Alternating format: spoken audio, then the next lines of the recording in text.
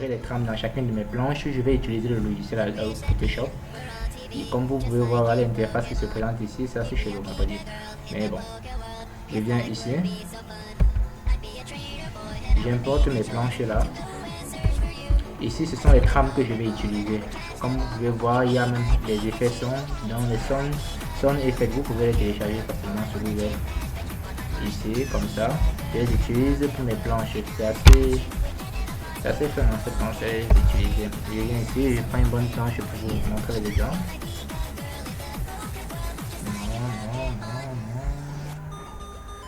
Faut skipper. Ah, en voilà une.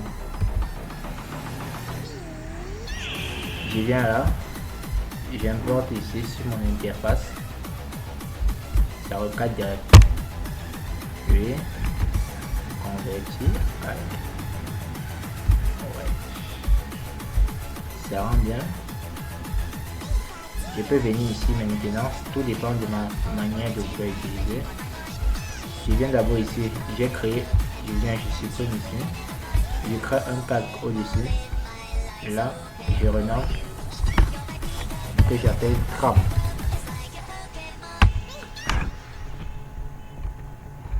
Je descends là.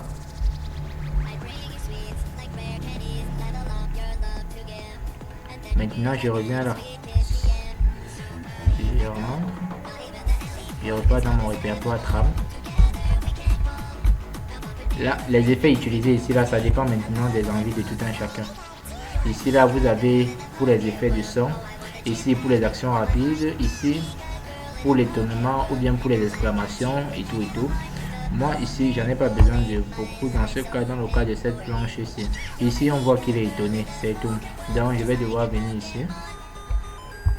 Je prends cette trame-ci. Je vais prendre ça. Non, là, c'est beaucoup plus.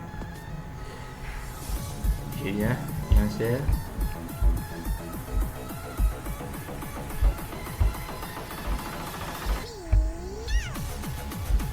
J'agrandis, là.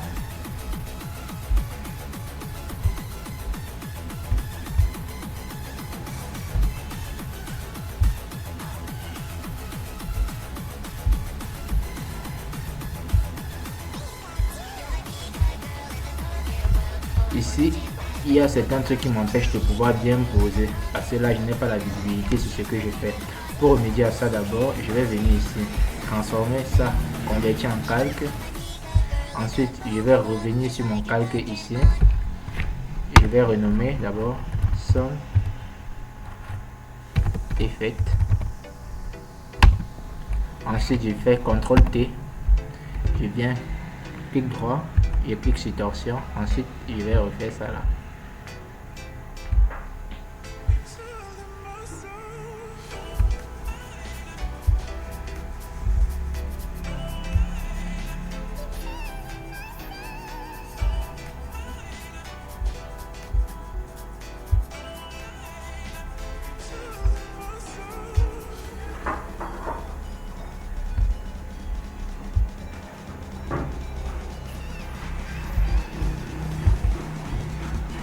Voilà, là ça fait beaucoup plus style manga. On va voir ici sur les rebords, ça a un peu dépassé. Alors je vais venir ici sur mon outil gomme qui est là. Je viens ici, j'agrandis légèrement, je réduis un peu la densité de tout ça. Et j'efface juste les contours qui sont trop.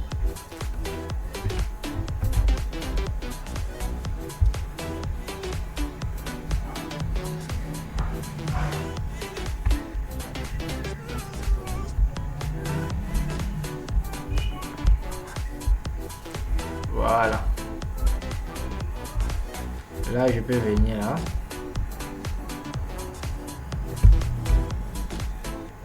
Je cherche un son au hasard. Je repars ici. Je mets un nouveau calque. J'ai pas besoin de le renommer direct. Ça va dépendre de ce que je veux. Je viens peut-être ici. Là. Que je vais venir prendre ça là. Importer dans Photoshop. Ici, il y a un arrière-plan. Comme vous pouvez voir, ça fait un peu dégueulasse. Donc pour remédier à ça, je viens d'abord ici, je convertis en calque. Je finis de convertir. Je masque les deux calques en dessous de celui-ci. Ensuite, je vais venir ici utiliser l'outil baguette magique. Je vais sélectionner tout ce que je vais effacer là. Après la sélection, je repasse sur mon outil gomme ici. Je viens là, j'agrandis encore un peu plus. J'augmente la dureté. Ensuite, je gomme tout ça.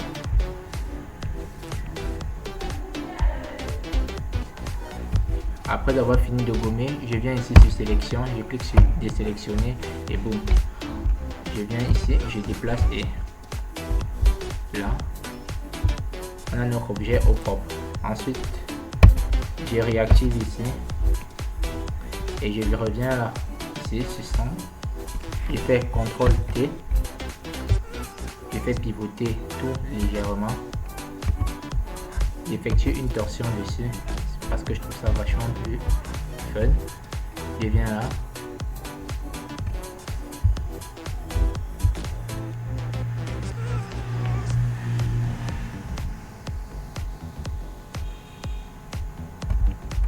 Voilà.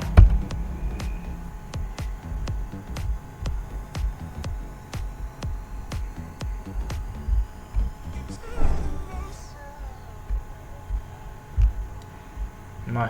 Ça c'était pour les effets de son. Maintenant je peux revenir ici, j'ai plusieurs autres trames que je peux utiliser. Comme celle-ci. Une trame assez conventionnelle je dois dire. Là, non je vois pas, putain je l'ai perdu. Attendez un instant, ouais celle-ci. Ça c'est une trame vulgaire pour la colo noir sur blanc. Donc je viens juste ici, j'importe. Ça se transforme directement là. Après l'importation, je viens, je convertis ici en calque. Et ensuite, maintenant, voilà ce qui va se passer. Ici, vous voyez que ça bat absolument tout ce qu'il y a à faire là. Alors, pour remédier à ça, c'est tout simple. Je vais venir ici sur opacité. Je vais réduire légèrement l'opacité. Toujours en gardant mes rebords. J'agrandis légèrement. Je viens ici.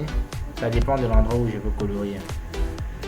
Dans ce cas précis, au stylo, j'avais déjà effectué la colo et je vois que ça rend assez bien, à vrai dire. Vu que j'avais déjà effectué la colo au stylo, les endroits blancs qui sont manquants, c'est juste ça que je vais colorier. Il y a comme cette petite espace ici, et je viens là, je pose. Vu que j'ai mis l'opacité ici va me servir à quoi? L'opacité, en réduisant l'opacité, ça me permettra de voir à travers le calque que j'ai posé ici. Là. Et après avoir réduit, je vois exactement les contours qui sont là. Oh, désolé.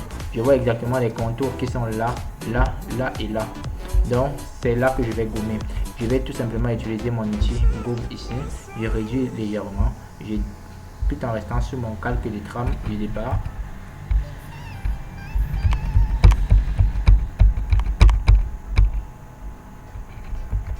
Quand vous ne trompez pas, c'est comme ça que les Japonais utilisent les trames. Certains n'utilisent même pas des logiciels, ils ont les trames à la main, ils doivent passer tous les découpages et ensuite les remettre sur les manuscrits. Je dois vous avouer que c'est hyper fastidieux. Perso, j'ai préfère utiliser des logiciels.